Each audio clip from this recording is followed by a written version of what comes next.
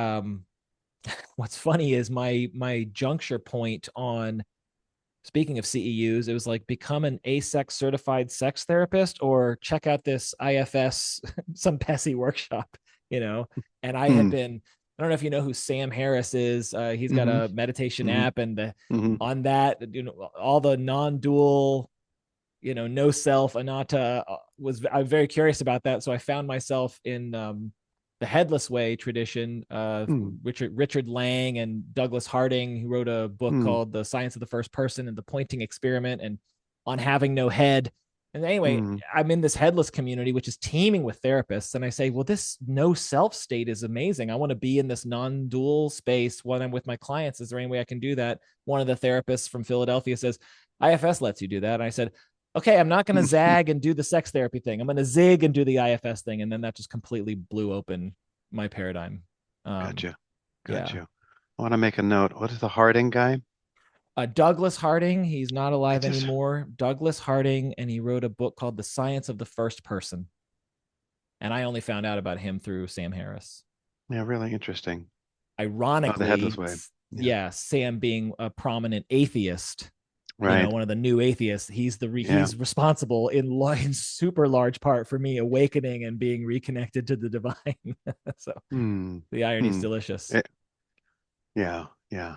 He drives me a little crazy and he's really smart and helpful. Yeah. Yeah, He's exactly. a bit arid and yeah, he doesn't quite step out of his own, I don't know, subjectivity or in a way or something like that. Yeah, Yeah. what I've found is Neil deGrasse. Well, I don't know if that's true of Neil deGrasse Tyson, but Bill Maher, Mm. who's the guy, Robert Sapolsky, Hmm. these guys who he did the talk on like why zebras have ulcers.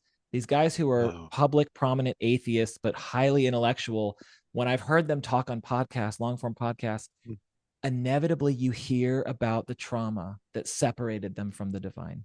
You Oh, hear interesting. them tell the story, Oh, and you're like, oh yeah, interesting. that makes so much sense, you know. Yeah. Yeah. But anyway, I digress. Should we dive in, David? Yeah. Yeah. Happy to. Okay. Um, just shaking off all that tech gunk. Mm-hmm. Yeah. Um, and again, it's a great mystery. I don't know why, but the Yeah, here we universe are. decided it was important for us to have 90 minutes together.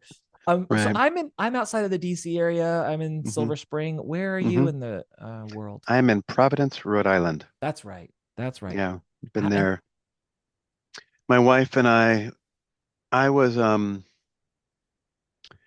out in Seattle playing music. Um, and but also knew I didn't want to continue to be a musician, too fraught, that whole world for me. I'd broken up with my wife for about 6 months. We'd been together for 6 years. She went and traveled a bit. I realized the error of my ways. We we got back together, and then we moved to Rhode Island because she got into Brown and a PhD in American Studies. She's a historian, novelist now, and I got my doctorate at what is now I am blanking on it. William James College. It used to be the Massachusetts School of Professional Psychology, so I got my doctorate there.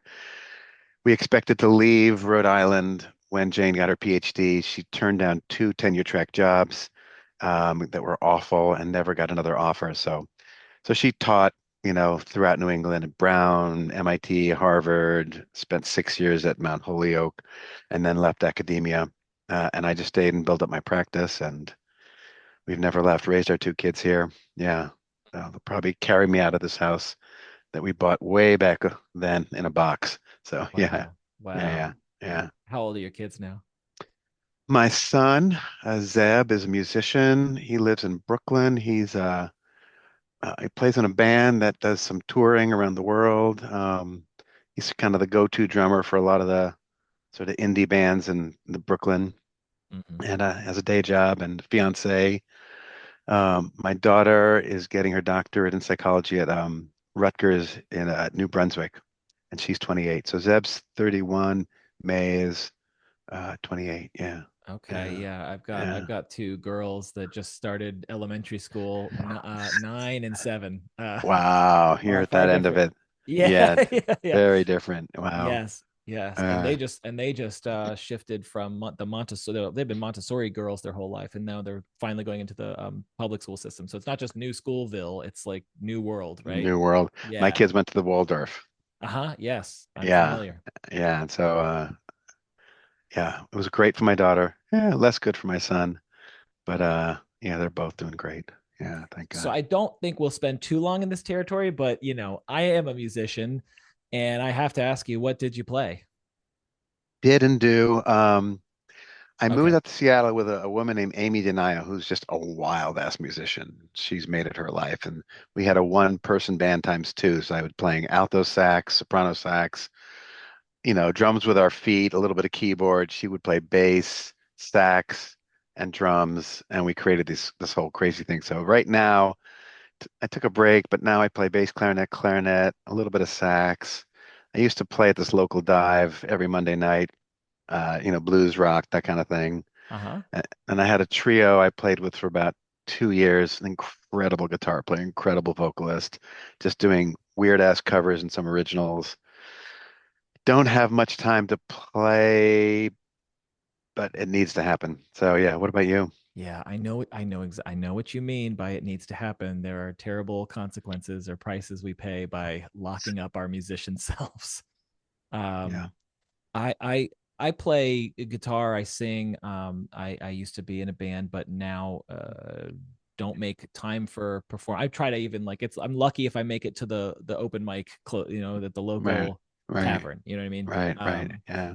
But I know what you mean by that world is fraught and it can be very hard, Mm. especially in bands, marriages, births of children, like all those adjustments. Yep. Yep. Yeah. Yep. Yep. Yeah. Would there be anything that our listeners or viewers would be able to see? Do you have anything, a catalog or anything on Spotify or iTunes? Bandcamp. I have a couple things on Bandcamp.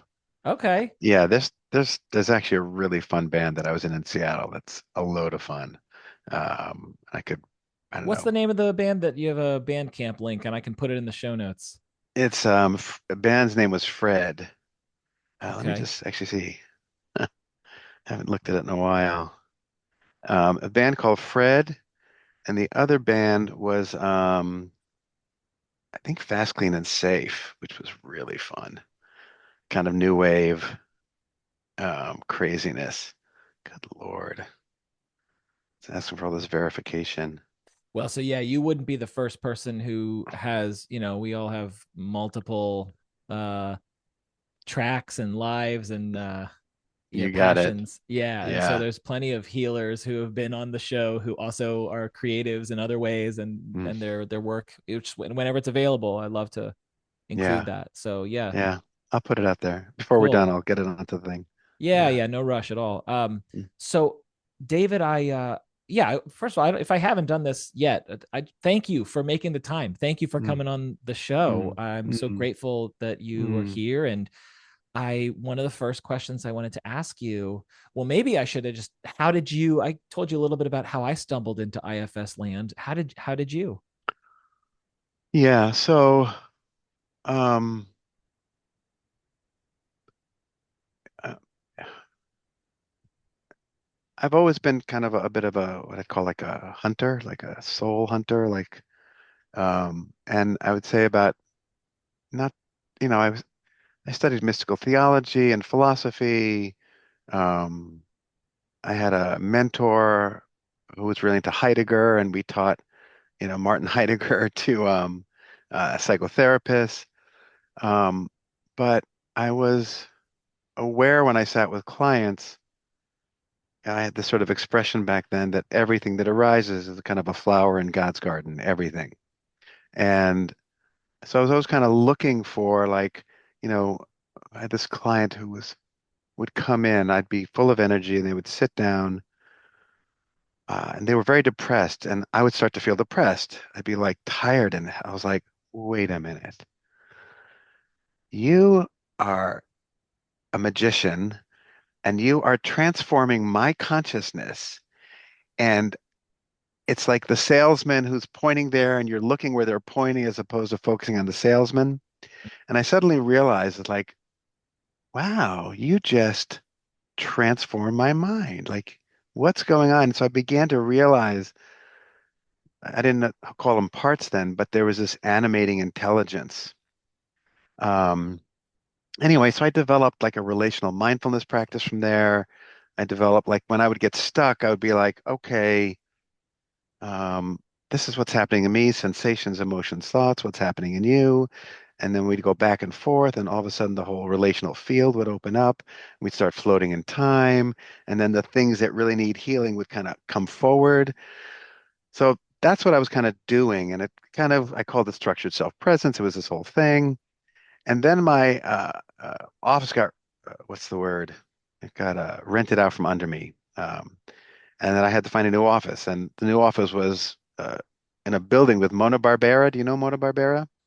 She's wrote a wonderful book. Ooh, couples therapist, wrote a fantastic manual, IFS based manual on couples therapy. She's fantastic. Anyway, she and I rented from her, and I, she was doing all these workshops on couples. And even though I didn't know IFS, she was like, "Wow, it sounds like you can do this." So I assisted her before I even had it. But I realized, wow, IFS is a better version of what I'm already doing. And so that was like 2003 or four. And then I just level one, level two, level three, started teaching at conferences. Um, it was such a clear model that shows where the spiritual rubber hits the road. Like it's, I call it reliable magic. I call it, That's right. it's just, it's literally the mechanics of how you sort of see where spirit and flesh meet. And it's just like, all right, that's me. So yeah, Uh-huh. yeah, yeah, Yeah, yeah. I'm reminded now that I wish I had played around on your website a little bit more to inspire some of my questions. The moment you referenced reliable magic, I right, was I was just having a right. conversation at lunch with my wife before I was starting our conversation, Hmm. and I don't remember why I'm associating to this, but something came into my mind while I was talking to her about, oh, like just being precise in speech. And Right, like right, I remember Jordan Peterson in one of his rants talks about mm, Marduk and speaks magic words and has 360 vision, this old like Mesopotamian god. And I'm like, right, yeah, when we see things happen in families, a parent says something to a child, and Dick talks about it's as mm, if a curse is lifted on the healing side of things, but when right. curses are actually imposed, Imposed, right, yeah, it happens. It doesn't always have to use verbal language, but it's speech is so important. And right, so when you right. talk about reliable magic, Yeah. I just earlier this year, someone said, "Do you know why we call it spelling?" Oh, interesting. Yeah, for Interesting. just for spelling words. Like Right, spelling has the same roots of casting a spell. So right. words are very powerful. Well, in the Um, Jewish tradition, um, when you slander someone, it's almost worse than murder mm, because when you say something nasty about someone, it evokes fear in others, and which uh, feeds the slanderous word, and then it gets passed on and it lives as a meme, as a curse in the field, yeah, and it's poisonous. Yeah, yeah, yeah. The moment you yeah, said feeds, my brain just jumped to feeds the unseen right, parasites. right. Yeah, creates Um, them actually, creates and feeds. wow. Right. I wonder if it makes sense to. It's very easy for me to take a off ramp from the main highway and go Okay. into a deep rabbit hole. I wonder if it makes sense to do that here or not. But I just want to name. I'm very curious about that it creates an entity. So just a reminder, when I'm gripped by fear, or like let's say a part takes over, like something um, stirs terror in me, and I have a manager or some firefighter that leaps out. That manager is not in relationship to self, it's in relationship to whatever created the fear. So literally, it's not connected to the light or to the source or to flow. Whatever it says or does, it's a creation driven by fear, fear which is not in connection with source. So Mm, anything I say from that place then starts to have a life of its own. Now, depending on how noxious it is, it can really persist. and stir like so like you have contagion, and people start having, beliefs about things, and then that whole system starts to create fear in others, so it reproduces itself. But all it's living on is nothing, but it's the nothing of fear, which is disconnected from source. Yeah. That makes sense? Yes, it does. Yeah. It may not make sense to some of our listeners, but I do realize something that I didn't say to you earlier Mm, is that many episodes into this podcast, I've talked at length about the basic principles of IFS. And right, if anyone's right, lost here, right, we right. humbly ask your forgiveness, but we're going to plow ahead for Yeah, those who yeah, are yeah. following the plot. Right, right, Um, right, it's kind of yeah, it's kind of like your it's the where is it? What's it called? IFS Healers. You co-founded IFS Healers, which offers the foundationals, but also the more right, right, right. advanced stuff. And so Yeah. I really want to just invite us to you and I, David, to feel free to dive as deep as we want. Um, this is your first time on the show. I hope it's not the last, but as your first time, there Mm, are some mm, foundational questions I want to ask you. please. The Yeah. one at the top, I don't know why I haven't asked it yet. So 20 years in IFS land. I Right, have to right, ask it. Not a lot of right. people have been on the show that have banked that much time and experience. And Mm, there are different insights that are afforded to different people based on their right, experiences or their levels of curiosity. right, And right. maybe this isn't a fair question because it's too broad, but I'm gonna go ahead and ask it, which is what's the first thing that your mind associates to when I ask you, what have you learned after 20 years? Mm. How are you different? How do you see people differently? How do you see yourself? And how do you navigate through a day in the life of David Stern Right, differently? right.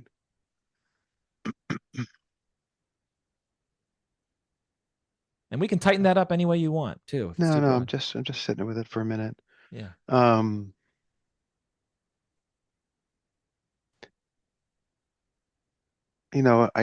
I definitely don't work as hard when I do my work.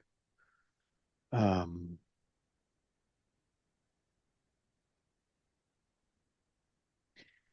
there are a number of directions I can go in because I would say as a student of IFS, I grasp it very deeply. Like I really understand it. To me, it's a very lean arithmetic. It's just structurally simple and clear and correlates with blah, blah, blah. Anyway, so Hmm. I just find that really helpful. It helps me remember who and what I am, witness, spirit, awareness. It helps me honor everything that arises. I used to call them flowers in God's garden, but everything that arises is intelligent and intends good. If it doesn't, it's just because it's lost, right? Something that's been created that doesn't belong. I would also say that uh, I'm a really difficult client. Okay. It's like seriously difficult. Um, I've been doing this, I think, pretty skillfully for a long time, and I would say that in some subtle and upsetting ways, I've been, in terms of my relationship with my own system, a bit manager driven. Um, and so part of the difficulty is my particular wounding is very, very pre-verbal, Holocaust surviving parents. Um, so I would say that in some ways, I'm a real beginner with my own system. Even though I meditate and do parts work every day, um, the early pre-verbal stuff, and I've worked with a lot of heavy practitioners, for long periods of time.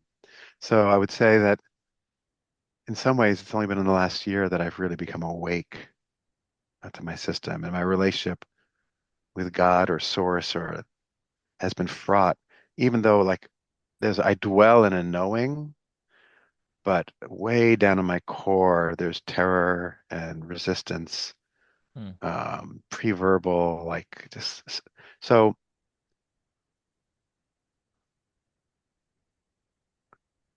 I can really navigate people's systems like very naturally, comfortably. And that Hmm. includes folks who have really psychedelic consciousness, folks who have expanded consciousness, get lost in this. I have what are called, I think, claircognizant ways of I don't see or know what you see or know, but I know what's going on and I can help you. And so I'm very, very comfortable in the sort of IFS framework.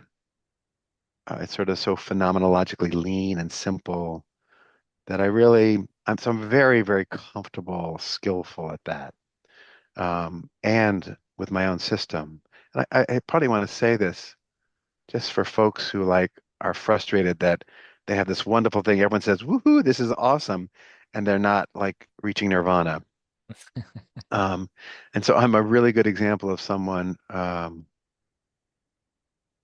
whose system it's just taken a shit ton of time Mhm. to begin to have a relationship with these very raw pre-verbal parts, very intense. So yeah, so that's a bit of an answer. Yeah, Yeah, yeah, no, yeah. I appreciate that.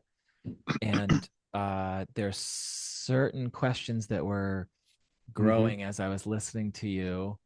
Which one to pluck? Well, how about, yeah, there's certain other ones over here. Let me ask you this.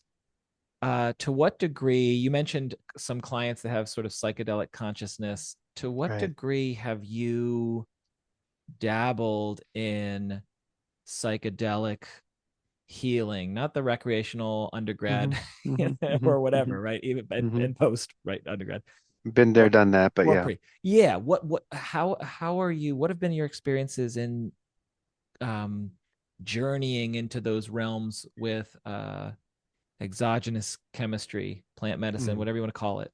Um, yeah. Yeah. So maybe it's 20 years ago now. Um, my wife and I, were like, oh, we know how to drive these vehicles around now. It's like, hey, do you want to? Our kids were sort of, I guess, high school, maybe a little younger. And when they were at friends or something, we had the house to ourselves. I think we did LSD together or mushrooms. I think it was LSD. It was the first time in like 20 years that we had played around, and it wasn't like just the kind of raucous recreational stuff. It was like, hey, and it was like nice reintroduction. It was like walking through this house that was just drenched in love. So that was wonderful. Um, and then I got connected with a Santo Daime community. Santo Daime is a spiritist uh, community that uses ayahuasca as their sacrament. Okay. So there was a small community, a sub community up in Vermont. I mean, it originated. I always forget whether it's in South America.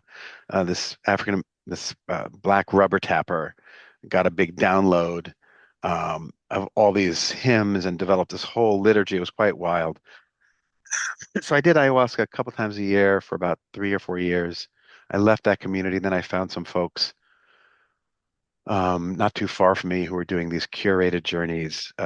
They're both really deep into Kashmir Tantra, and they curate these, medicine weekends where basically, like the first weekend I did with them, I did 5-MeO 5 times, ketamine and MDMA in one day. Wow. Yeah. Again, they're gifted, they're trained up the yin yang. So I've been there about 4 times, 5 times, and I can sort of track my development like through that. Um, When you say my development, you mean my own, David yeah, Stern David's, development? yeah, Yeah. exactly. So like each time I'd come back, I'd be a little further along the path. I have ambivalence about the medicine. Like, Mhm. um, I'm in the midst of a co-therapy relationship right now that is about the deepest thing I've ever done. And it is in some ways both incredibly psychedelic, um, but also just so embodied. And so the question of integration, it's different because it's here now. And we travel in time. I'm sort of reenacting like infant. So I like to do mushrooms every 3 to 4 or 5 months. It's just a good reboot. I often do it with a dear friend of mine. Yeah, I think about it as a reboot and reminder, but it's the daily work. It's it's psychedelic in here anyway. Yeah, that's right. Like. my therapy sessions, some of them is just, you know, just very psychedelic, Yes. So, but again, it's like holding the local here now, traveling, coming back and integrating. Um, so at the same time, there's a part of me that is probably wants to do an MDMA journey just because I want to see if I can continue to soften that foundational terror resistance. It's Yeah. changing, but yeah, That's there's still, probably one of the things yeah. that motivated my inquiry about the psychedelic stuff, because Mm, of when you say pre-verbal, that it's very hard to go, you know, I'm like, this is where I consult. I haven't consulted psychics, right? But like people who have a Western accredited, like they have sort of like my more skeptical parts that are like, we don't want to be comfortable with anyone that doesn't haven't gone through the gatekeeping institutions, but then right, also have right, psychic right, abilities. right, right, Um, right, you know, right, and, right, and right, to get back there, to get, or even the past life work, the past life trauma of what's being reenacted here. It's in relationship that yeah, was yeah, that had relationship back then. And again, right, it gets a little weird when we talk about relative time, because right. some schools of thought are that past and present and future are, we don't It's need all, to yeah, we don't need to it's all here. delineate. Yeah, exactly, It's all exactly. now. Yeah. So I want to say something about that because Sure. I mean I can tell you some stories about some legacy stuff, but I can tell you about a couple modalities that have helped me. Like I can access that infant consciousness right now in this moment. Like I can shift a little bit. The eyes will start to do certain things, and I can feel his eyes, and I'm looking through them. Wow. Now I did spend a year doing a process called psychedelic somatic work. She was not IFS trained. I wish she was, but it was a very, very structured process using either marijuana or ketamine, relational, just to activate the attachment impulse. Mm. And so I did that for about a year. It was really intense, but I could just feel this infant consciousness take over my body, my mind, and I would just follow, follow, follow, follow, follow, follow, follow, follow. And these are movements that have been with me for years, Mm. but it allowed me to become like, oh, okay. Like even now, I can just let my neck start to move. He's always here. Um, so I did that for about a year. Um, and then the work I'm doing with my co-therapist, like I can just feel it. It's in my body. I can feel him. There are a couple in there. So it's possible to access those states. You need to think autonomic nervous system. You need to think organic impulses, like what activates it, what triggers it. Because that attachment drive, that drive for connection and whatever wounding, it's alive and frickin' well. And it gets triggered in our intimate relationships. It gets so if you can find the places that it trigger and then just drop way in and follow, it can show itself. And then you kind of relax into it, right? It's like right there. It's like right, right. And then you can start to feel it just takes over. It took a while, obviously. Yeah. Um, but the reason I want to, it is, it's like a developing a relationship with your autonomic nervous system, the awakeness of it, of a part that still is stuck there, beginning to develop a felt connection, prefrontal cortex with the affect, but it's even pre-emotion, right? Those infants, it's just like, particularly that little one in me wasn't felt, wasn't like his whatever did not evoke emotions in the mother who then fed that back so that I could have an emotional. So it's even before that. Anyway, um, I think we can access those things in a variety of ways. It's not easy, but it's actually very, very lovely to Yeah. enjoy a felt connection with someone who's desperate for connection and who responds in very sort of immediate, like non-verbal, but it's just very grounding. It can be very lovely. Anyway, Yeah, well, those yeah. are what you're saying is, or you're speaking to some of those gifts. And we know that when we retrieve the little ones who have been banished or exiled, and we bring them Mm, home, then we enjoy the gifts that we were disconnected from. right, right, And what right. you're speaking to is the most young and their gifts. When you say that is so grounding, I can only imagine. I mean, you've evoked in me just this Mm, fantasy of, you know, elementary school age, middle school age, high school age, these parts that are just not even close to letting Robin have uh, access to those right, little ones. right, right, And that requires right, a lot of work. And you said right. there's different ways to get there. That piqued Yeah, my curiosity. so the one was psychedelic somatic work. Mm-hmm. It's a particular model that it was just really focused and helpful. Um, I mean, I think IFS, what's it? I've only done a little bit of work. What is it called? DNR? Uh, it's this British guy. I'm not going to remember it. But it's focused on really tuning into your autonomic nervous system and looking for the moments of shock and sort of depotentiating them. It wasn't super helpful for me, but that's another way in. I think IFS, if you pay really close attention to the body and movement impulses, um,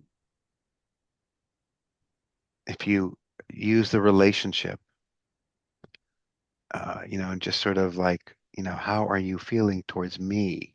What happens when you tune into me? And sort of you're looking for reactivity, and then you're inviting to begin to notice that. Where does it live in your body? From whence does it arise? Um, I think IFS, as long as, again, you have to have a felt knowing yourself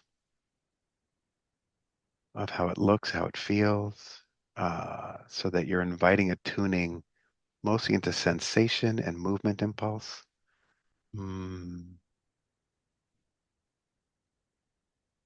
yeah, that's probably a direct way in that I can think about. Yeah. Which can present as alien or foreign to folks like me who are very disconnected from the body. I mean, I'll just tell a real quick story as Please. I'm in physical therapy right now Mm, for tennis elbow. Fun yeah. fact about that, most tennis Mm. elbow injuries have nothing to do with playing tennis.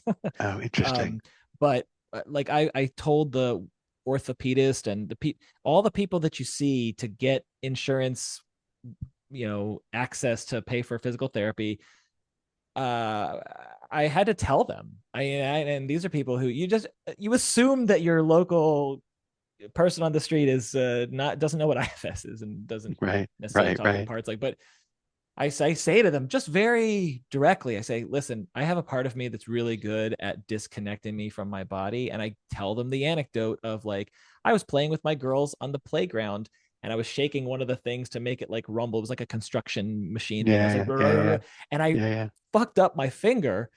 And then Oh, I lost a lot of time mm, doing hand therapy before. So I'm like, oh God, okay, I gotta go, get this thing checked out. So the part of me is like, Robin can't afford, his family needs him too much. He can't do another, 4 months of hand therapy or whatever it is. So the guy takes the x-ray and he's squeezing my finger. Do you feel any pain? No. I go back out into the parking lot, grab the steering wheel. There's the pain again. So the part's really, really oh, good at being like, we're right, gonna disconnect Robin from. right, So anyway, right. I associate Uh, to that story and that memory right, because when you right, talk right, about being embodied and tuning in to right, sensation and all that, right, that right, right, that sounds like I get it up here, right. but I can't say that I've experienced that because of being so, Yeah. yeah. So, so then that's a doorway right there, Mm-hmm. and that's not even hard to work with. Mm-hmm.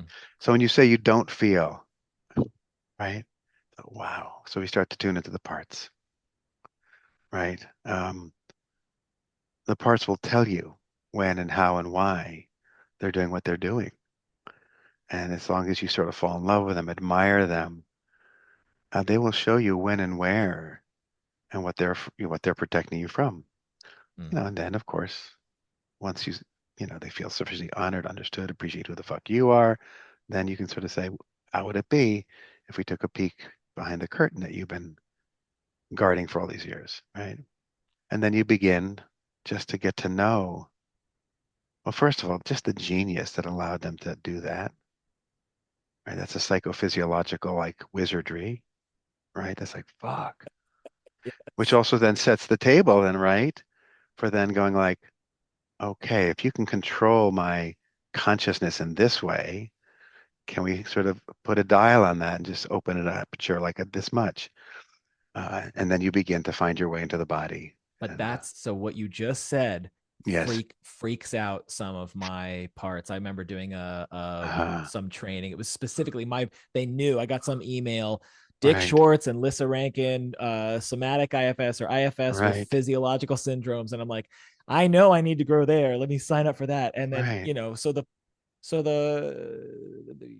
that's the thing is I have parts that are like, oh yeah, no, that's terrifying to realize how much control they have over the body, right? The parts are like, oh, you have this wizardry. Oh, you can turn these dials. What that implies scares some parts of me. And so right, when you say all you got to do is fall in love with your parts and listen to them, it's like that is true. No disagreement. right, right, But right. to the fear, it's like the whole point is, or the whole access path is being open and not having fear. Wait, no, I'm going to argue that. Please do. Please do. Um, the whole thing is like, oh, that's terrifying. Great. We're not going to fucking go anywhere near there. Mm. But I'm really, really want to know. And we can spend as much time as you want. I mean, again, I'm fucking 66. It's taking me this long to wake up this thing. It awakens immense grief in me. Mm. Just how good my protectors have been Mm. at keeping me from a terror that was just sickening terror. So I get it. So this zero hurry. Mm-hmm. I mean, there is life is short, blah blah blah. But the part of you that's afraid to go there, great. Let's answer all of those concerns. Like zero hurry, because again, those concerns, the one who's concerned is taking care of you, and he loves you, Yeah. and he doesn't know that there's this other thing that's always already there. Like all this shit lives in this other thing. Yeah. This other thing can handle all of this, the sun, the moon, the stars, fucking Trump, all of this stuff. Right? Yeah. Yeah. Right. Yeah. So, but yeah, I get it. I get it. I mean, I don't get the specifics. Sure, sure. No, your message is very welcome, and it's true. It reminds me of it reminds me of, first of all, it's a complete um evidence or embodiment of, you know, practice what you preach, or like Right. showing the like this Right. isn't just saying that we love them. It's No. the of Oh, no, of no. course, no, of course. Right. And No, no, the no. But yeah, I appreciate what you're saying. well, But I yeah, mean, it's actual love. It's yes. like, thank God. Well, there's two things. My mind Right. can sometimes go really fast here, but there's two things that are Right. really connected to this. One is the there's a you're familiar with the concept of a soul contract? Have somewhat, yes. Okay, I okay. wouldn't say I'm intimate, but yes. So just for people following the plot, the soul contract allegedly um is, before, let's use me as an example, before I incarnated as Robin Smith, I'm a soul in the eternal source flow, not embodied on a earth plane consciousness. My soul decided to pick my parents and my brother, pick Mm-hmm, this mm-hmm, life, this mm-hmm, Robin Smith life, mm-hmm. because the last go around, uh, some lessons weren't learned. Surprise, surprise. Right, So yeah. this Unfinished one's business, right. right, exactly. So this one's going to provide not overwhelming lessons, Mm-hmm, just the right amount, the Goldilocks zone of lessons for what my mm-hmm, soul can tolerate. mm-hmm, And in doing so, I've made some soul agreements with other souls in this life, mm-hmm, like my parents or brother or spouse or mm-hmm. in laws, et cetera, or daughters, right? Okay, now the soul concept of the soul contract is that it's written cosmically, and if you want to dissolve your contract with someone, let's say this, like, oh, this bitch at work is really just a Hmm. Carol. I can't Hmm. stand Carol, or whatever. Like, Hmm. what, or just whatever. Like, someone has a Hmm. gripe, and it's like long-standing gripe. It's like, it's possible in soul world that, like, they're actually your best friend and they care so deeply about you, and you two are embodying this conflict here on earth in this go around to work off your karma, to work it through, and to Right. learn the most efficient way of learning lessons for all parties involved. And if you say, that might have been a nice idea, I dissolve it, I want to crumple up the soul contract and I'm done with it. One of Right. the ways that you can do that, allegedly, is in the imaginal space. You call this person into your mind's eye and you see them, and you have to say, I thank you for your efforts to try to help me learn this lesson, this specific lesson. I Right. release you from this agreement. Mm. And that works, but only if it's true. If you Right. truly, really, Are connected to it. yeah, you Like, yeah, can't yeah. be 99%. I'm in. You have to be all in. So that just that uh, I'm associating to that as That's a like, different version of love. Yeah. yeah, Yeah. You have yeah, to be all in. Yeah. right. But it just the point, I guess, being in that somewhat long anecdote is that it's like, it won't work unless it's true and real, Right. fully, Right. Right. fully. Right. Right. Right. Exactly.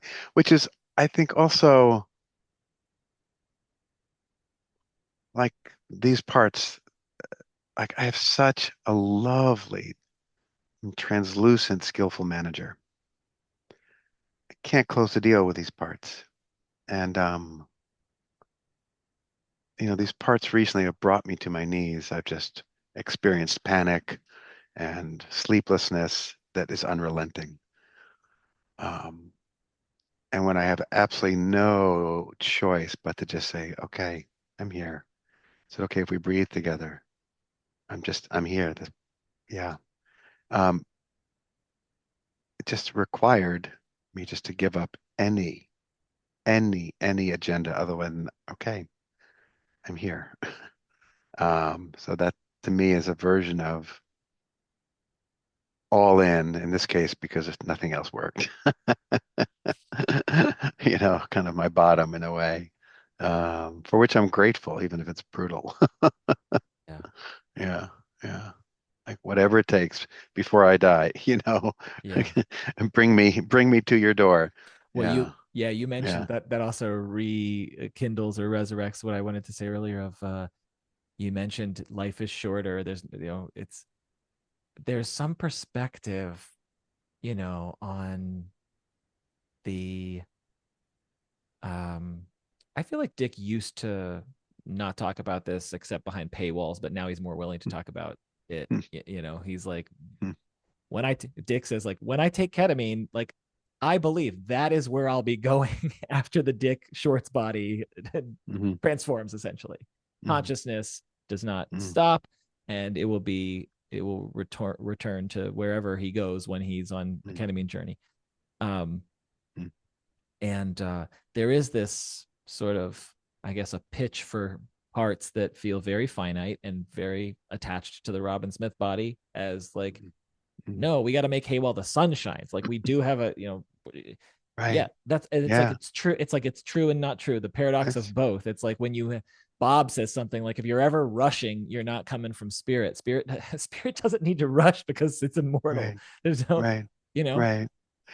Yeah, I think it's a both and because yeah.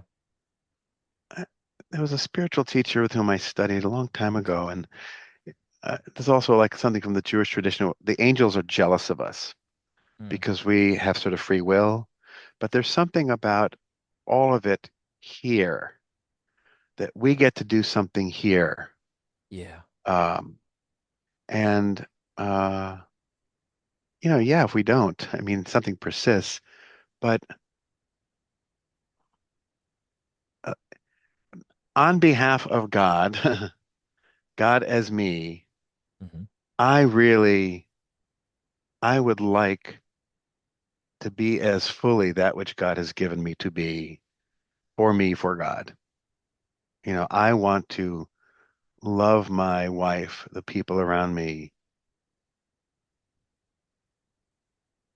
just as a function of uh, dwelling in, manifesting, enjoying the fullness of creation. Mhm. Um, it's what I can do while I'm here. And I would argue while you have access, because when the part Yeah, when another part comes over, you know, this asshole cut me off in traffic or whatever it is. It's right, the right, occlusion of that perspective. But right, absolutely, there's right. so much. When I go to like a church service, there's Mm, so much self energy there.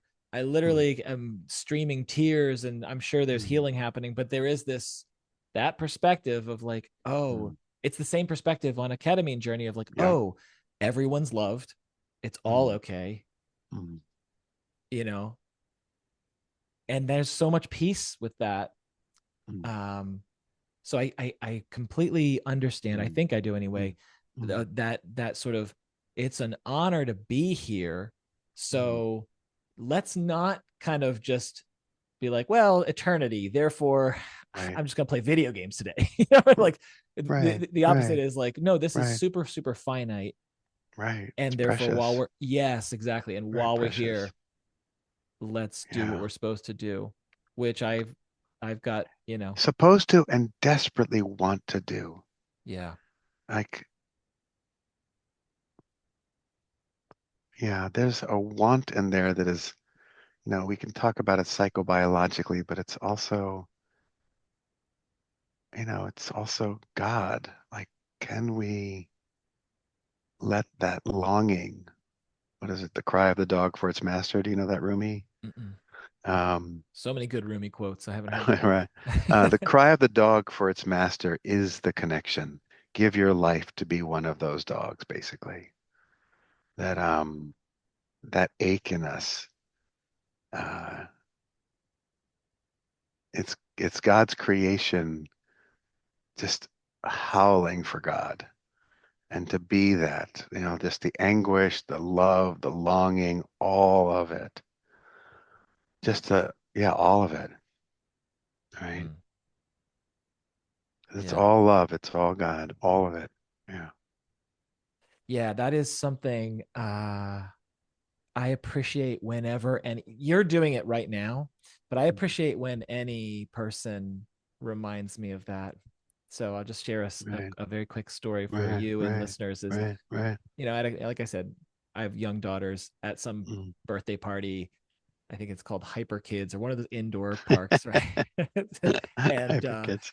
and the girls are hungry, and there's a snack place where you buy bad, junk food, right? Junk food. Right, and right. uh and it's not just junk food, it's very overpriced junk food. so Of and course. so and so Daddy, can I have a, and I'm like, and I'm thinking less about the junk because I'm like, I can tolerate the junk. We're pretty healthy eaters. A little junk every now and then, not a big deal. I'm like more Right, insulted by what they're charging, what they're asking, the asking price. I'm like, no, right. no, no. And she goes, Daddy, it's not about the money. And I'm like, that's right. like Yeah, it's I'm like, you're like, right, you're right. that's That's right. not, yeah, It's just the clarifying. right. There's a Brian Weiss book. I don't know if you know who he is. He's Yeah, a, yeah, yeah, only yeah. love is real. And Right, that's a right, claim for our listeners to right, experiment for yourself and see if that's true. Only love is real. And so in right. that moment, it's just another, in this case, it's the little being that is my daughter who's like, Daddy, it's not about that. I'm like, you're totally right. Let's go get Yeah, the, let's go yeah. Let's get get the the freaking candy, whatever. Yeah, cheese its or whatever it right. is. Yeah. Yeah, Yeah. yeah, But yeah, you're reminding me now that it's, and yeah. again, easy to agree with that in a plane of Yeah, consciousness that right, is not right, always with us, right, right. you know? Yeah, and like that which we were talking about earlier, the part of you is like, yeah, I don't want to go there. It's just too terrifying. And right, being in this world, um, yeah, it can be hard to want to come home, you know. Yeah. Well, again, um, I don't, did I already ask you if you're familiar with Dolores Cannon's work? No, it sounds familiar, but I don't. Okay, Yeah. she's the queen of quantum healing, Uh, her own methodology in the hypnotherapists camp, uh, um, of past life regression, and her books are very controversial. uh, But uh, one of the claims, and I'm going to mm-hmm, keep on talking about these things as mm-hmm, claims just to honor mm-hmm, the skeptics mm-hmm, out there, mm-hmm, mm-hmm, is that when you're waiting in the interplanes about embodying on Earth again, mm-hmm. there are well, let's call your and my let's call our lives typical, even though we know next to nothing about each other and our Right, histories and all that. But let's right, just right, right. say Yeah, we're yeah, both able-bodied guys. yeah, yeah. Okay. There's a the claim is that there's a long line of souls waiting to come to this precious earth experience to do that work, and Right. it the lines to get into a body like you and ours is not as Uh, popular as the line to get into someone who's very, very limited or maybe can't speak. oh, interesting. Yeah, so the claim is that Uh, that huh, the reason why those are popular lines to get in to have that kind of a life is because okay. you are, it's like taking the easy pass. It's taken not easy, sorry, that's actually very the it's but Right. it's like a quick toll road. It's like you work I off see. 10,000x karma in that lifetime than you Right. would in a relatively, More constrained or constricted. yeah, yeah. Yeah, yeah, Anyway, yeah, an interesting concept to play with. Let me ask, just I want to do a yeah, service yeah. of your time here. Let me shift Mm. back over to some of my pre-planned questions. Please, yeah. Um, so we talked about a little bit. You co-founded IFS Healers. Tell me about that story. How did you get inspired to do Yeah. Oh that? boy. Um, so, I was in private practice since 92, 94.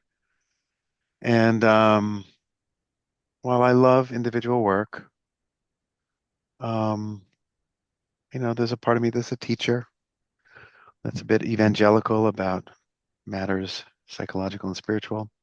And I was on the path. I was Mona Barbera, some other folks suggested I, get into the trainer track. So I reached out. They invited me, and then they mishandled things really, really badly and uninvited me. Don't know why. Oh So no. I said, "Fuck it. Yeah, it's all right."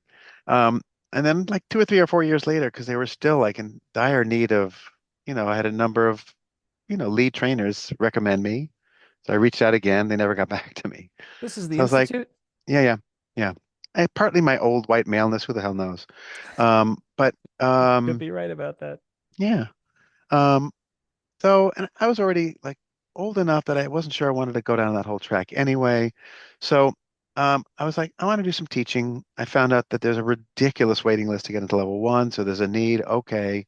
I reached out to Derek Scott at the time and said, tell me a little bit about what you're doing. And he basically said, if you want, I'll train you up in the stepping stones model. You pay me a percentage, blah, blah, blah. So I did that, and then I started teaching. I started teaching 2 cohorts, fall and spring. At the end of 3 years, and I loved it. I had a Mhm. cohort from India. It was incredible. But my students were like, they want to go, they want to learn more, they want to learn more. So, um, kind of a circuitous route. I met some folks from Canada who ran a coaching business. They wanted me to teach for them, and they liked the idea of this sort of. I wanted to create a space where my students could gather and meet, where they could take more advanced courses, where I could do some more teaching. And they were like, well, that sounds like a really good idea. How about if we take care of the business end and you can be like clinical director? I was like, ooh, I can do that because I'm terrible at organization. I'm terrible at the business side of things. It, uh, yeah. And I was sick of just teaching these classes one after another. I wanted something more. Anyway, they pulled out. And in the meantime, Toni had started building out a platform. Toni had been a program assistant for me a couple times. And she had built out a platform that kind of looked very much like what I was imagining.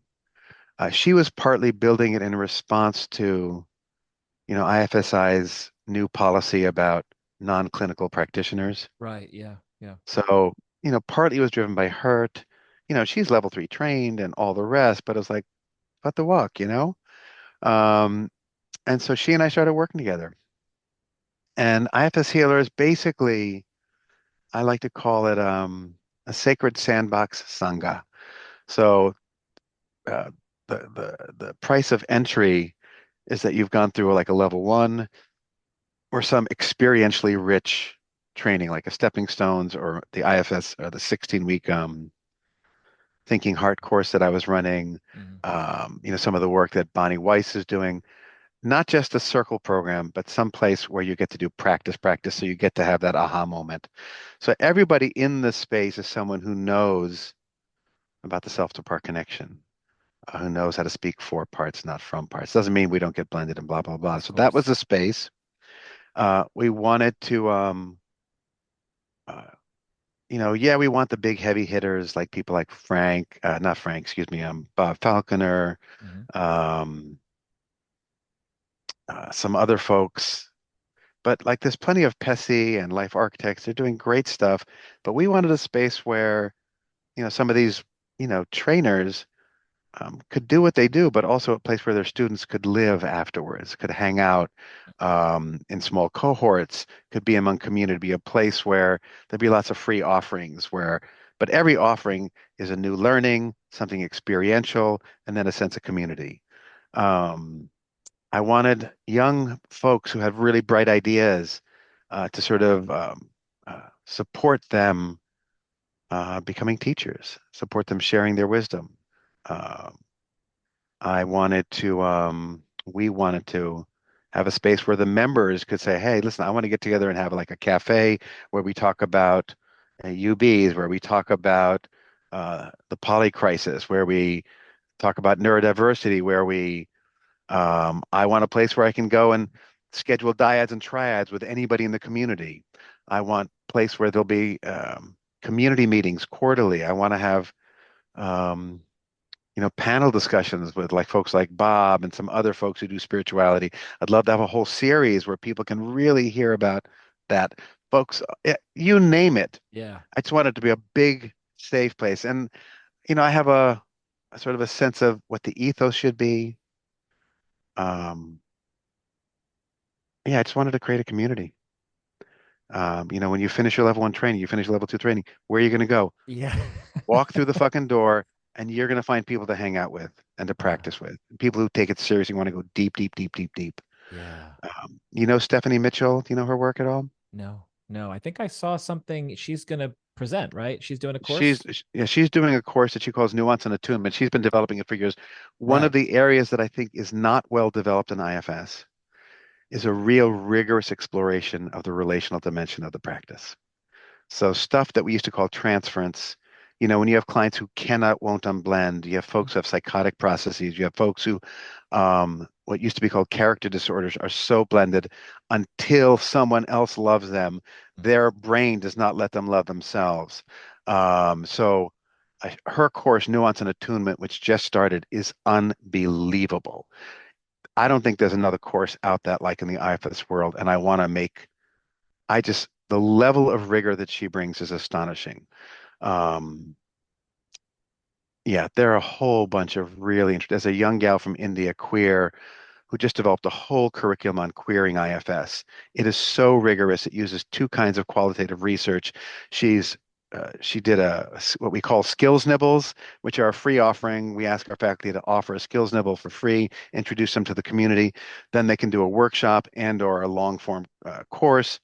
So it's just a playground where people can go and just roll up their sleeves and do deep work, where they can fool around in a safe place,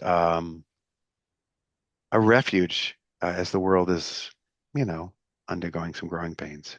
So To say the yeah, least. Yeah. yeah. So IFS healers, yeah, Wow. And yeah. there's again, there's like a bunch of questions, clusters of questions. Please.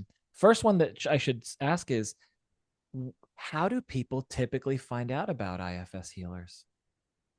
Well, Again, this is stuff that I'm not good at and I hate. I know you Um, said but that earlier. but I'm just but trying we to ha provoke that yeah, business. no, no, I'm just it's all kidding. right. I'm Well, kidding. I just met earlier today with a really wonderful business consultant who is offering her services at a very cut rate because she loves IFS and she teaches this stuff in university. And anyway, um, we have about a 3,000 person mailing list, Mm. you know, doing social media marketing. I make that face because, we all are assaulted by that shit. Yeah. Um, Yeah, that's true. uh, you know, I hope that all the faculty, like Ruth Culver, is going to do something. She does some wonderful stuff on IFS and externalization practices and polyvagal, and she's wonderful. Just hoping to develop a relationship with a variety of, I'd say, folks who are helping IFS evolve or filling in all these subcategories of things that run through the IFS mill, become more lucid and alive. So hopefully with all those relationships, um, that people are happy to talk about this. Um, and frankly, if it doesn't serve, I don't really give a shit about it, then let's let it drop. But I Right. think, I don't know, I hope the evangelical in me, I don't mean a Christian evangelical, but someone who is, um, I'm hoping it's a space that people can feel like, oh, all right, I can just be all of me here, you Yeah. know? Yeah. Yeah. What a Mm. gift that is. What a gift Yeah. that is. And you've been in this role for how long? How long is About IFS a Healing? year now. Oh, so About this a is year. still Brand fucking new. Yeah. yeah. Brand spanking But you're new. loving it. Loving hating it. Loving, hating it. Okay. Tell So, can we speak for both? I'm curious yeah. just for the loving part first. What are you I'll loving start with about the it? hating part. Okay, all right. Okay. The hating part is the business stuff is deep and thick. Yeah. Um, I've not been sleeping for a year. Oh no. Yeah, yeah. It makes me, I mean, that's uh, partly because I have parts that are like, what the hell are you doing? You're 66, really? Why did you Um, sign up for this? what? Um, Uh, and it's just a lot. And I didn't know anything. And so I'm learning all that I didn't know. So it's been really, really hard, really hard. And whatever got me to do this, um, I think, uh, I've come into a new refinement of what my calling is. okay. Like I'm like my when if we can get this business stuff squared away, like I can feel my creativity is just unfettered. It is just, yeah. And there's so many gorgeous things that I can sort of, come here. Let's grow this. Let's grow. Yeah. Go do your thing. If we can, if that stuff can be taken care of by people who would like to take care of that shit, I Right. can relax and do what I'm good at. I am as clear as I've ever been in my life about what I can and would like to do in this space. And I think foster the creation of things that will make the space itself an incredibly nourishing, exciting space, and that will hopefully have impact well beyond the space. Yeah. Well, that would, yeah. Yeah, So, that's the one of the goals is the reach, the impact and the reach right, being right. exponential. And Yeah, at the same time, I had this as you were talking, I had this fantasy about like how it goes in other planes and how you this little over a year long project is uh, helplessly involves humans doing right, all this stuff. right. So I'm, and when you were talking about, I say that because of how complex we are, and therefore how much we can share our stresses and fears and anxieties and all that stuff. So when you say I'm not Absolutely. sleeping, the first thing that came to my mind was when before I had the clarity to close my group practice, I had so much, I was carrying all this stress and just a simple parts map and drawing out all the energy, the parts and the energies that they carry, and then conferencing and being like, hey man, I didn't want to ever fucking sign up to be a group practice owner. What are you doing? You're finally listening to me now, and then Right. finally Right. jettisoning that Right. energy, and then, oh, surprise, surprise, Right. sleep like a baby. So the clarity, Uh, the yeah. clarity and the alignment. So Right. when you say it's love hate and you say I'm not really sleeping, I get curious about, okay, all right, what are those things? Not that it has to be ironed out here and now, but what are those things that once they are jettisoned or put in there or transformed or healed or put in the right place, that you can do this and sleep like a baby? May it be so. Maybe, yeah. We're in the like I woke up to that kind of moment you were talking about a month or two ago, and I was like, I can't do this, and The this something has to being change. what? The this This being what? meaning the way we are doing this IFS Healers things, I can't do, Oh, okay. and I, I had I just gotten some help to orient me, people who know about some of the stuff that I don't know about, and I'm like, okay, if we can do this, this could be just joyful. Yeah, it could just be a blast. End of service. So I just don't know yet. Right. We're at the early beginning, but I know that there may be a path, and if we can stay on it, something very joyful and fun could obtain. Yeah. Oh, Well, yeah. as you were describing it, Mhm. I was like, I one of my colleagues recently said something like, it's like camp for adults, like, the thing that you Mhm. go to that's like Mhm. fun, but no longer at a middle school, high school level, right? It's like, Right, and so when right, you were talking about all these different opportunities, go do right, this, go do that, and right, it's right. it's the I think the exciting thing is the potential. It's first of all, it's like new. We're co-creating something and we're doing it in a way where we're all aligned and we're doing it to bring more good into being, and it's Hmm. fun and it's energizing. Hmm. And if no one else is doing this, then this feels good that we're contributing Yeah, this, yeah, exactly, exactly. Yeah, yeah. And I would really encourage folks because there's a lot of free stuff. Like today, One of my there's a gal questions. doing, there's somebody doing something. What's her name? Ah, I know her name. Ah, I'm a bonehead. Bear with me. Lack of sleep and memory, not It'll do pretty. that. That'll do Yeah. that. Um, what is her name? Yeah, Julie Anderson Smith's doing stuff on externalizing internal systems, uh, virtual sand tray. Um, Next week, the week after, my wife is doing something on nurturing our inner writers. My wife is a basically writing coach to many, many senior IFS people, and she does wonderful work with IFS and creativity.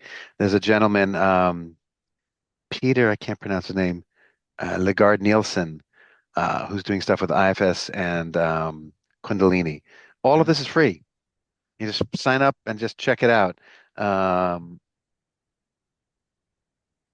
yeah, there's another one. So just check out the site and just go explore. And uh, yeah, we want it to be a playground. We have all kinds of things.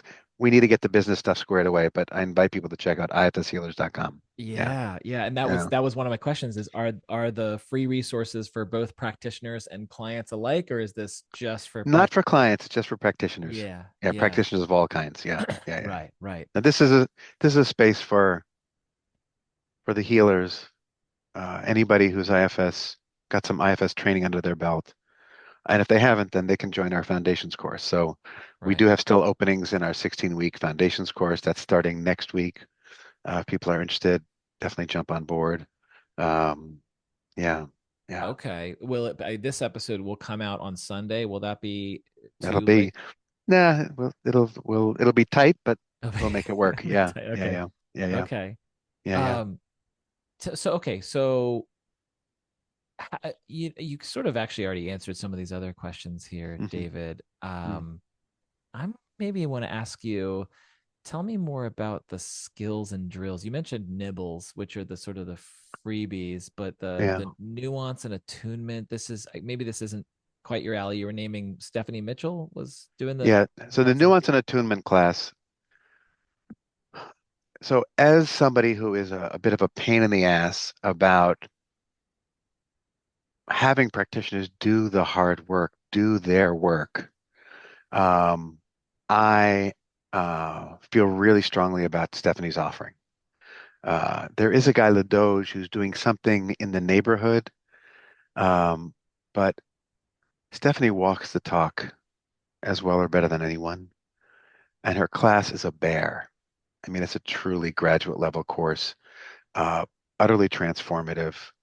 Um, I want any practitioner who really wants to take their work to the next level, I want them to take this course. And so our job is to get the word out. But the nuance and attunement class is amazing. There'll be another offering in the spring. It just started yesterday. Skills and drills we had to put on hold. The person who was going to run it, stuff came up in their life. Skills and drills, I have to see. I just don't know what the market is yet. And I sort of offered it because I wanted to offer just a more advanced training that's basically, level one revisited. You got the basics. Now let's look at all the difficult, nuances of it. Mhm. We have to see if there's a need for it. The foundations course, we don't want to say you can't come in unless you have foundational learning and not offer it. Yeah, So yeah, it's just like, yeah, um, and then like that gal from India, Meghana, she's going to offer, I think, a series of 6 or 8 week courses on queering IFS. Um, uh, I can't really speak. There are a number of other folks who I think are going to want to do something really substantial on the site. I want to do a whole series on IFS and spirituality if I have the time. So I'm trying to think. Yeah, the what do you call it? Conversations. I want to host a bunch of conversations on a variety of topics, just any of the heavy hitters who are sort of floating around the world. So yeah, that's kind of right now what the our offerings are beginning to shape up to. Yeah. So I will IFS Healers have its own podcast and will you host conversations? I hadn't thought of it. I think Tony would say yes, we should. Um, and I guess we could, I guess, view them as podcasts. I mean, you don't have to use that word, Yeah, but yeah, you're saying essentially it's a conversation that lives in the cloud and that people can access and yeah, listen and watch yeah. and learn from. Yeah, so I guess they would be recorded, so they would be sort of asynchronous, but also we want them to be live conversations. Just, the whole community. Just Yeah. come on, let's have a conversation about IFS and spirituality, you know? Yeah. Yeah. Mm, Yeah. I'm mm, curious, you spend so much time in the deep waters, and I want to ask a question for mm, the lay and mhm, mhm, for the lay audience that are mhm. still with us this deep into the conversation. Right, You right. have you have put in your work of tolerance and patience and open-mindedness. Let it pay off now. I want to ask you about what your practice is, or how you might someone who's not IFS trained or informed, but has somehow been able to hang in this conversation Mhm. and habits for well-being, not necessarily having to use the language of multiplicity. But I'm just curious. I basically this is a long way around asking what can David Stern recommend the listeners of this conversation on ways that can help them be more loving to themselves and to their friends, family, neighbors, community. What can they do? What small thing can they start to build into their lives that can help enhance that or plant one of those flowers that will bloom, you know? Does my question Yeah, make sense? yeah, I Yeah. think so. I'll say what I do. Okay. I don't always do it well. I'm attentionally challenged. I I have parts that made it hard to really stay with myself. But I meditate every morning. My meditation is not your, it's, I have this sort of howler that lives in me. So I just sit and let this howler howl. And I just tune into whatever's alive in me, usually in my body. And I'll just sort of be with it, sounding it for like 20 minutes, 15, 20 minutes. And then I'll usually journal for about 20 minutes. What I- I've been coming to recently, if there's a part of you that drives you crazy, if there's a part of you that's, if you have access to sort of something inside that drives you crazy, or if you have access to something inside that you know is really tender and needs love, visit it every single day, even if it's only for a minute or three. Um, I'm trying to take the medicine that I'm speaking about. Um, but the thing that drives you crazy is basically like a little kid who's tugging on your thing saying, pay attention to me. And so paying attention might be as simple as just noticing and acknowledging it. It could be a little like a part of you, a subpersonality or a part, whatever you want to call it. It could be a part of you that's really angry and obnoxious and then gets you in trouble. It doesn't actually matter. But whatever voice is loudest in there, just spend a minute, 6 minutes, just tuning into it. It can sometimes help just to sort of journal. You just say, all right, oh, this thing is there again. It's making a lot of noise. Okay, where is it in my head? Just sensations, emotions, thoughts. Just write, write, write, write, write. Just be in proximity to it for 5, 10, 15 minutes every day. Um, you can think about neurologically what it's doing. You're turning towards the thing that everything inside of you turns away from. Turn towards it. Um, only as much as you can tolerate. But I will almost promise that you'll experience some bit of relief that will grow. Sometimes it'll be surprisingly, it'll be, wow, I feel so much better. Other times, like, yeah, I don't know, doesn't matter. Show up for the parts of the mind you love to hate. Just do it, because it'll keep hounding you. It won't stop. It can't stop. That's Yeah, right. yeah, That's right. oh, And if I could yeah. thank you for offering that. Mm, And if I could maybe add something to that, mm, um, again, kind of on behalf of the mm, who's receiving that mm, invitation, mhm, is, one response is, well, okay, I understand what David's asking, inviting me to do. It's not that mhm, it's not for lack of understanding, mhm, but I can't imagine myself, uh if you want to talk about the thing I love to hate, or if you want to talk about the thing that is driving me crazy, mhm, uh why in the world, you gave the answer to this question, but the mhm. but the response Yeah, is, yeah. Why would why, I do that? not only why in the world would I, your answer was because it'll keep hounding you. There's not a, there's sort of a proven way to do this, even though the skeptical say, well, you haven't proven anything to me. You're making a claim here, which you're telling me the only way I can verify if that claim is true is if I walk it Right, myself. Okay, right, fine. exactly. Fair Right, right, enough. yeah, yeah, Fair yeah. enough. But then there's the question of the how. Say, well, how can I turn towards something that you're, even in the formulation of what you just expressed, says Mhm, every bone in my being, every ounce of my being is like, I want to turn away from it. So how in the hell am I supposed to turn towards it? Now you said, well, you could write about how much you don't want to turn towards it. You just write that down. Write down the sensations, write down the images, the thoughts, emotions. But that counts as visiting it by by writing something down, externalizing what the relationships inside. That counts as visiting it because you have acknowledged it. right, yeah. Um, IFS has a simple way to help you focus on something, like the thing that's driving you crazy. How do you experience it? Where does it live? In or around your body? Sensation, emotion, thought. Does it talk? And just notice it. Just, you don't have to do anything. Just notice it.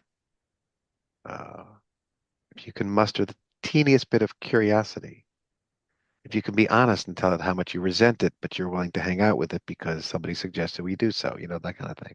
Mm. It's just because it's not going away. Um, and like anything, it needs or wants something. And the simplest and most, in some ways, soft, powerful thing is just awareness. Just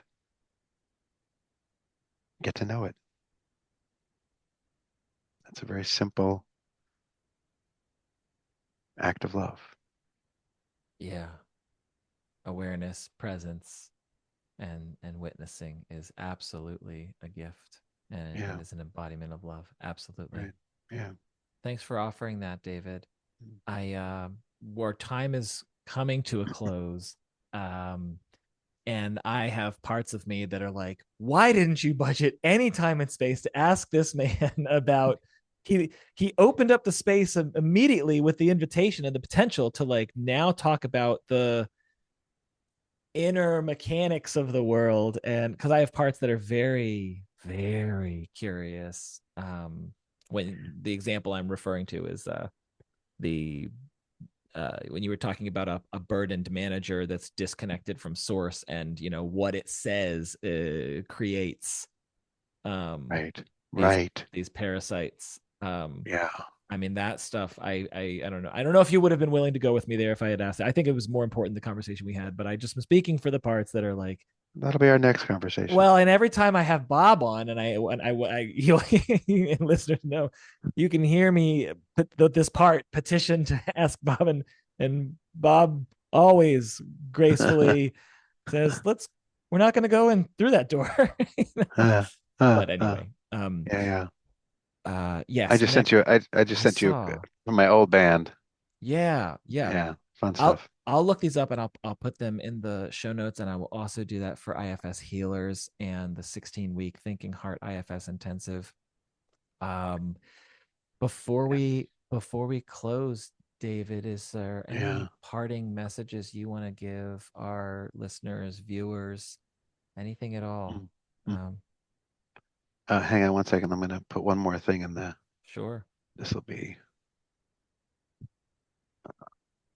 just for you to do there. Yeah. Um. No, I'm just. Yeah, I didn't know who you were. So interested just to get to know that you're sort of kind of a brother in terms of some of the spiritual seeking and um, how important that is in terms of informing your way of being in the world and working with your clients. So just enjoying that. Um, yeah, I'm not a marketing person, but I was glad for the opportunity to speak a little bit about IFS Healers. I hope people will visit. And my real hope, and this was Tony's sort of, is that the members will use it as a place to really exercise their creativity. It's not, the setup is not ideal yet for that, but it's becoming that. It will be. So that's kind of cool. Um, yeah, and I'm hoping that whatever this conversation is useful in some ways to folks. Yeah. Yeah. Well, I'll tell you. Thanks for sharing that, and I'll tell you, Mm, you've more than piqued my interest. So mm, sometimes mm, there's a thing about like I can't remember what it's called, podcast guesting or something, where it's like mm, I've had guests on that mm, I then hire, right? Like people will do the mm, circuits, and then like the mm. host of the show becomes the paying Right, client or whatever. right, So, right, right, right, so right. no matter how far the reach goes, you've secured an additional Uh, an additional mm, member. I'm yeah. so excited. Mm, And thank you again for your time and for the opportunity mm, to connect and mm. share this with our audience today. Thanks, David. Pleasure. And thanks for having me. Yeah, I'm glad we can make it work, technology and all. Right. Yeah, yeah, Um, yeah, let me know if I'll send you a link to it to this anyway, so we'll both have it. So, yeah, all yeah. right. Sounds All good. right. Take care. Bye now. Really good to be with you. Yeah. Bye, likewise.